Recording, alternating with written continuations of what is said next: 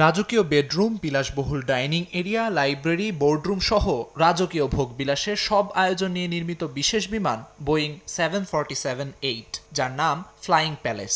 ১৩ বছর আগে কাতারের আমিরের জন্য নির্মিত হলেও কখনো ব্যবহৃত হয়নি রাজকীয় এই বিমান। তবে এবার বিমানটি ট্রাম্পকে উপহার হিসেবে দেওয়ার সিদ্ধান্ত নিয়েছে কাতার রাজপরিবার।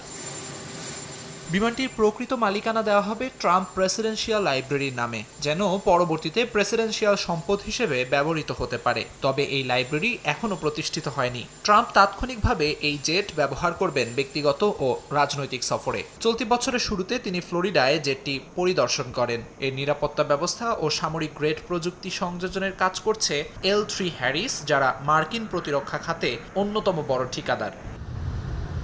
এই উপহার ঘিরে মার্কিন রাজনীতিতে চলছে তীব্র বিতর্ক।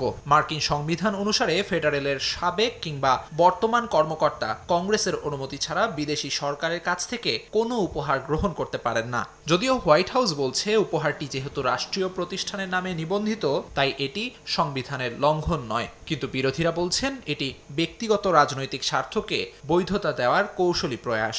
Amir, thank you very much for being here. Appreciate it. ঘটনার সময়সূচিতেও রয়েছে তাৎপর্য।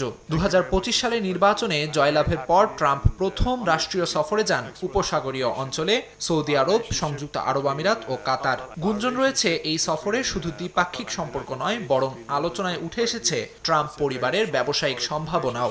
একদিকে কাতারে চলছে মাগা ব্র্যান্ডের প্রোডাক্ট লাইসেন্সিং, অন্যদিকে দুবাইয়ে ট্রাম্প অর্গানাইজেশনের বিলিয়ন ডলারের টাওয়ার প্রকল্পে কাজ করছে ডন জুনিয়র ও এরিক ট্রাম্প। এমনকি ফ্ল্যাট বিক্রিতে ব্যবহৃত হচ্ছে ক্রিপ্টোকারেন্সি, যা মার্কিন অর্থনীতি ও সুরক্ষা ব্যবস্থার জন্য উদ্বেগজনক বলে মনে করছেন বিশেষজ্ঞরা। আমিরুল ইসলাম আলিফ, সময় সংবাদ।